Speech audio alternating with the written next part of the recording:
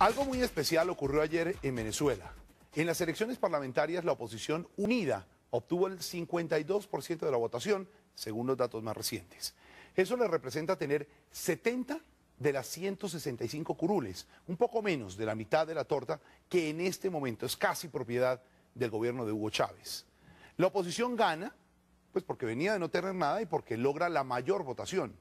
El oficialismo dice también que gana porque sigue teniendo la mayoría en la Asamblea. Sin embargo, pierde la mayoría calificada, es decir, los 110 escaños que le permite aprobar sin discusión las leyes como sucede ahora.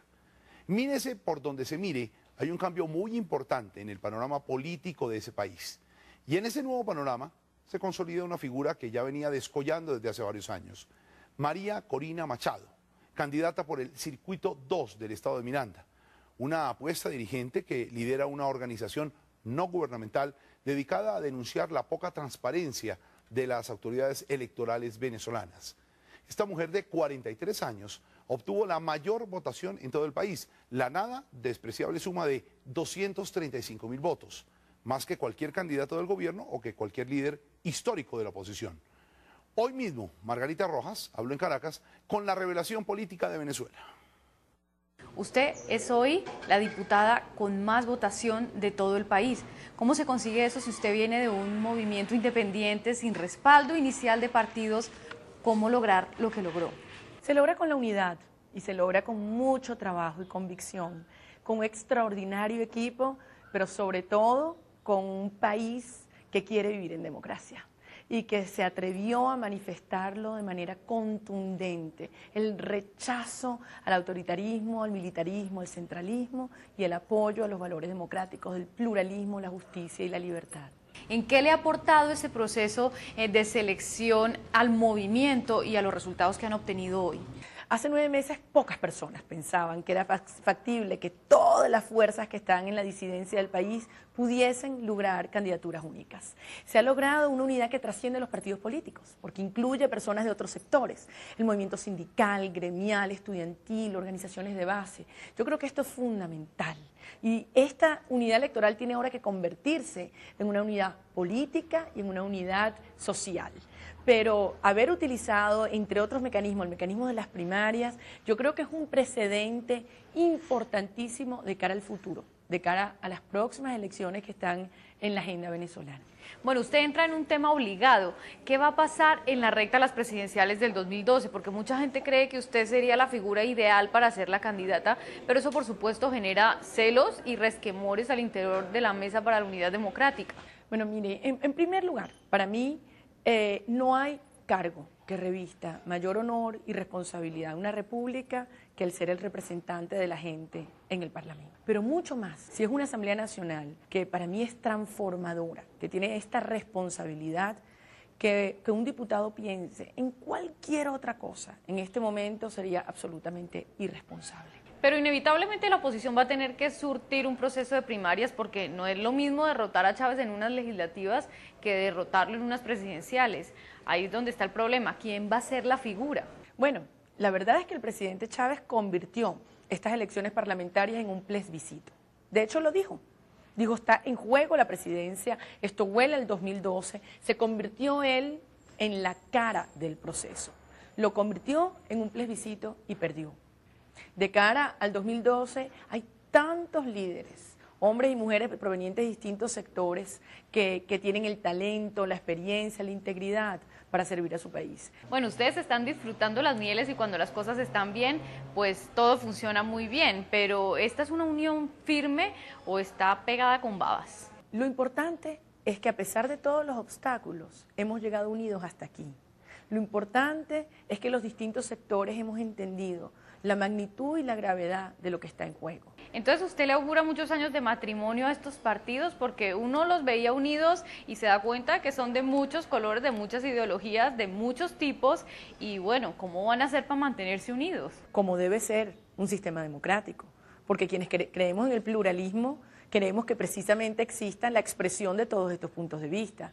Todo tipo de ideologías siempre y cuando sean democráticas, siempre y cuando no quieran imponerse a las demás a la fuerza. Eso es lo que nos ha mantenido unidos y la convicción de que podemos lograr una sociedad autónoma, una sociedad independiente del Estado, donde cada individuo tenga la educación y el empleo para poder progresar por sí mismo. Eso nos une. Y en la diferencia de los puntos de vista, pues también está en la riqueza de las propuestas y del debate. Pero ya hoy había miembros de la mesa que, comentando los resultados de las elecciones, anunciaban de antemano su intención de candidatura presidencial. ¿Usted cómo lo ve? Bueno, cada quien está en su derecho de hacerlo. No son diputados, por lo tanto, no están enfrentando el desafío que tenemos quienes resultamos electos, que es empezar a ejercer esa responsabilidad el día de hoy. ¿Esa mayoría en el número de votos es para usted el aspecto más destacable al hacer el balance de esta jornada? ¿Cuál fue para usted, digamos, la mayor victoria? El número de curules es producto de unas trampas en las normas y las reglas de juego, en el cambio en los circuitos, en la sobrerepresentación para beneficiar al partido en el gobierno. Pero el número de votos expresa lo que realmente sienten los venezolanos. La decisión a no vivir con miedo, a tener fe en el porvenir. Después de tantos golpes que han recibido en todos estos años, ¿finalmente la oposición se siente mayoría? La oposición, y no te diría la oposición, yo te diría los sectores democráticos del país, porque no estamos actuando en contra de un gobierno, estamos actuando en favor de una sociedad.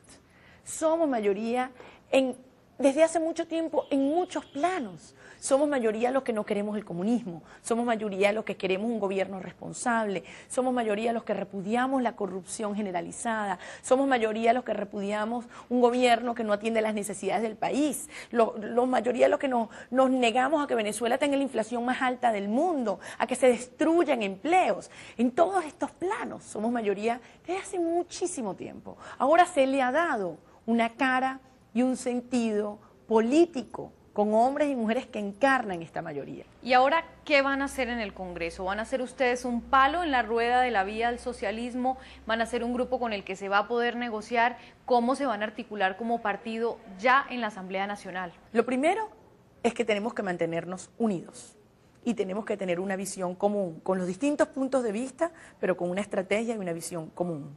En segundo lugar, tenemos que empezar a trabajar hoy, no es el 5 de enero. Desde ya empezar a ejercer ese control sobre una asamblea que ha sido destituida, sustituida, deslegitimada. ¿Han aprendido los opositores de los errores del pasado? Por ejemplo, de no haberse presentado en el 2005 a las elecciones y haber dejado ese espacio vacío. El 23 de noviembre del 2005 se demostró que, contrario a lo que decía la empresa fabricante de las máquinas de votación, sí se guardaba la secuencia de los votos, en presencia de observadores de la OEA y la Unión Europea, con lo cual se comprometía el secreto del voto. En ese momento, todos los actores políticos le exigieron al Consejo Nacional Electoral que cambiara el software de las máquinas y que pospusiera las elecciones, a lo cual el CNE se negó. Por lo tanto, yo le pregunto, ¿aceptarían ustedes en Colombia participar en elecciones donde el secreto del voto no está garantizado? ¿Lo aceptarían en Chile, en Argentina, en Estados Unidos, en España? Es decir, el contexto en el cual se produjo ese repudio, esas condiciones electorales, es muy distinta al actual.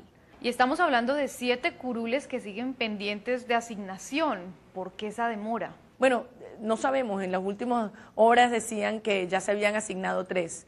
Inadmisible nuevamente. Entonces, ahí obviamente están privando elementos de orden político que vamos a combatir. Y por eso en este momento los venezolanos estamos todos exigiéndole al Consejo Nacional Electoral que respete y reconozca lo que fue la voluntad soberana el día de ayer, a pesar de la adversidad, a pesar de la intimidación, a pesar del abuso, a pesar del control del Ejecutivo sobre los poderes públicos. Los venezolanos, el pueblo habló y habló muy claro. Cuando uno es tan popular o tan votado como usted en este caso, también es susceptible de recibir muchísimas críticas, mucho palo y mucha impopularidad. El presidente Chávez le ha atacado muy duro. Ahora que usted está celebrando, ¿qué le responde?